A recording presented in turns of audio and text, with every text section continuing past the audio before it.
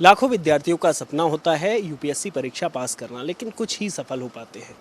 हमारे साथ इस समय जो सिविल सर्विस की परीक्षा है 2018, उसके टॉपर मौजूद हैं कनिष्क कटारिया। कनिष्क जी, सबसे पहले तो राज्यसभा टीवी की तरफ से बहुत बहुत शुभकामनाएं। जी, बहुत बहुत धन्यवाद। पहला सवाल आपसे पूछना चाहूँगा कि आपको अपेक्षा थी टॉपर होने की, क्योंकि कितनी तैयारी की थी, कितने साल तैयारी की थी और कितना मुश्किल था? अ, जी, अपेक्षा तो बिल्कुल नहीं थी। एंड यूपीएससी एग्ज़ामिनेशन ही ऐसा है कि जिसके अंदर कोई रैंक का अनुमान लगाना बहुत ही ज़्यादा मुश्किल होता है। इसमें कोई गारंटी से कह नहीं सकता कि ये रैंक आएगी। स्पेशली फ़र्स्ट रैंक तो बिल्कुल ही अपेक्षा नहीं कर सकते थे। एंड ये मेरा फ़र्स्ट टाइम था जब मैं एग्ज़ाम दे रहा था, तो मुझे नॉलेज भी नहीं था कि मेरे कितने मार्क्स आएंगे या कैसे क्या मेरे आंसर्स का स्टैंडर्ड है, क्वालिटी है। तो मुझे पेपर अच्छे हुए थे, मुझे लग रहा था कि थोड़ी अच्छी रैंक आ सकती है, बट फर्स्ट तो कम्प्लीटली अनएक्सपेक्टेड था मेरे लिए। अच्छा, ये बताइए कि आपने आईआईटी बॉम्बे से ग्रेजुएशन की है। आईआईटी बॉम्बे से फिर यूपीएससी आने का सफ़र। मेरे फाइनल ईयर में आईआईटी में मुझे जॉब मिली थी सैमसंग साउथ कोरिया के अंदर। तो वो काफ़ी अच्छा अपॉर्चुनिटी था मेरे लिए। एंड तब मैंने उस अपॉर्चुनिटी को लेना सही समझा, क्योंकि बाहर अच्छा एक्सपोजर मिल सकता था।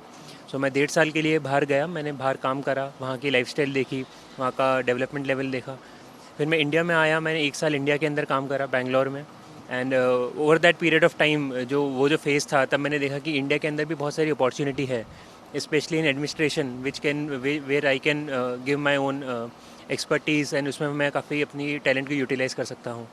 एंड माई फादर, माई ताऊ ji, they are also in services.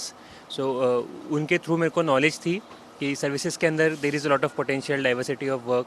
तो उन दोनों को फिर मैंने वापस से कंपेयर करा, एंड आई डिसाइडेड कि civil services is a good option for me. And या जी कनिष्क, लेकिन विदेश में आपको संभावनाएं आपने ढूंढी। आपने वहाँ पर दक्षिण कोरिया में नौकरी की।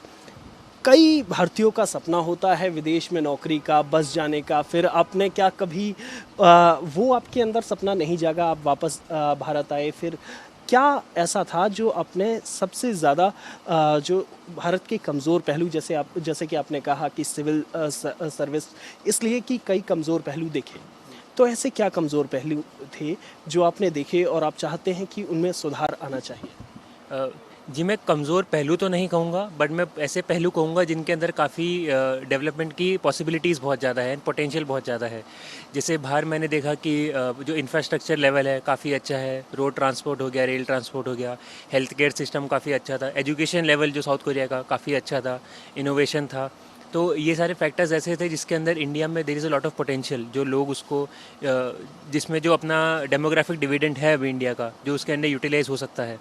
तो मुझे ये लगा कि अगर मैं अपना टैलेंट यहाँ पे लाकर इन फील्ड्स में अगर मैं दे पाऊँगा, learning from my experiences abroad, तो इंडिया के अंदर भी मुझे काफ़ी इम्प्रूवमेंट करने का अपॉर्चुनिटीज़ मिलेंगी। जी, काफ़ी सारे हमारे दर्शक जो यूपीएससी के स्टूडेंट्स भी हैं, तो उन्हें क्या संदेश देना चाहेंगे? क्या ख़ास तरीके से कोई ख़ास पैटर्न था तैयारी का? किस तरीके से आपने तैयारी की? क्योंकि पहले ही अटेम्प्ट में यूपीएससी क्रैक करना एक बड़ी उपलब्धि है, वो भी पहले स्थान पर।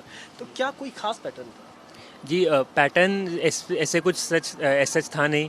फर्स्ट अटेम्प्ट होता है तो बहुत मुश्किल होता है, क्योंकि कोर्स ही इतना होता है कि सब कुछ मैनेज नहीं हो पाता है। तो मैंने सबसे पहले आइडेंटिफाई करे थे मेरे, देर आर 3 to 4 सीनियर्स जिन्होंने पहले एग्ज़ाम क्लियर करा हुआ है। मैं उनका नाम मेंशन करना चाहूँगा: अक्षय गुदारा, पृथ्वी तेज, नम्रता सिंह एंड वरुण रेड्डी, जिनकी अभी 7th रैंक आई है इस बार। तो वो मेरे सिमिलर बैकग्राउंड से थे, तो उनसे मैं रिलेट कर पा रहा था, उनकी जो स्ट्रैटेजीज़ थी। सो उन सब की स्ट्रैटेजीज़ मैंने कुछ कुछ एलिमेंट्स पिक करे, एंड मैंने खुद की एक स्ट्रैटेजी उससे बनाई, एंड मैंने उसको अच्छे से फॉलो करा। And along with my optional पे मैंने अच्छा फोकस करा, एंड जो जनरल स्टडीज़ था उसको मैनेज करा साथ में। एंड जो मेरा कंफर्ट लेवल था उसके हिसाब से मैंने उस स्ट्रैटेजी को यूज़ करके एग्जामिनेशन दिया। एंड आई वुड ऑल्सो कि लक फैक्टर भी होता है, and ultimately everything worked fine for me, and I got first rank. अच्छा, क्योंकि परीक्षा के दौरान समय बहुत कम मिल पाता है, फिर भी मैं आपसे पूछना चाहूँगा कि खाली समय या कुछ भी वक्त मिलने पर आप क्या शौक है, क्या करते हैं, क्या ख़ास तौर पर जो, और टीवी देखना क्या पसंद है, टीवी क्या देखते हैं? मेरा हमेशा से ये, जब मैं आईआईटी के टाइम से मेरा ये रहा था कि अगर मैं दिन भर पढ़ता रहूँगा तो मैं बहुत जल्दी मेरा मेंटल ब्रेकडाउन हो जाएगा और मेरा पढ़ाई में वो मन नहीं लगेगा। तो मैं हमेशा इंश्योर करता था कि डेली या 2-3 डेज़ में या वीकली मैं थोड़ा टाइम डिवोट करूँ some other activity like following some sports matches, जिसके थ्रू थोड़ा मेरा माइंड रिलैक्स हो पाए। तो जैसे फुटबॉल मैचेस आते थे, क्रिकेट मैचेस आते थे, आईपीएल हो गया, फुटबॉल वर्ल्ड कप हो गया, वो मैंने मोस्ट ऑफ द मैचेस मैंने फॉलो करे थे इवन ड्यूरिंग द एग्जामिनेशन, क्योंकि वो 1-1.5 आवर्स 2 आवर्स का जो ड्यूरेशन होता है, उस वक्त मेरा माइंड फुली रिलैक्स रह के मैं केवल मैच देखता था। एंड उसके बाद में जब मैं पढ़ने जाता था तो मैं रिफ़्रेश फील करता था एंड फिर मैं ज़्यादा बेटर कॉन्सेंट्रेशन से मैं नेक्स्ट 3 आवर्स 4 आवर्स जो भी मेरा ड्यूरेशन होता था मैं उसके अंदर अच्छे से परफॉर्म कर पाता था। अच्छा, ये बताइए, टीवी शोज़ देखते थे, न्यूज़ वगैरह आप देखते थे, और क्या ख़ास तौर पर आपको उसमें पसंद है? जी, इस मौके पे मैं आरएस टीवी का बहुत ज़्यादा थैंक्स बोलना चाहूँगा, क्योंकि there are few very good shows such as the Big Picture debate by Frank Pereira and Desh Deshantar by mister Kavin Sachin, Vishesh is there, science reporter is there. So जब भी मेरे को मौका मिलता था मैं कोशिश करता था कि वो शोज़ देखूं। अगर मेरे टीवी पे मिस होते थे तो मैं यूट्यूब पे जाके उनको ज़रूर देखता था।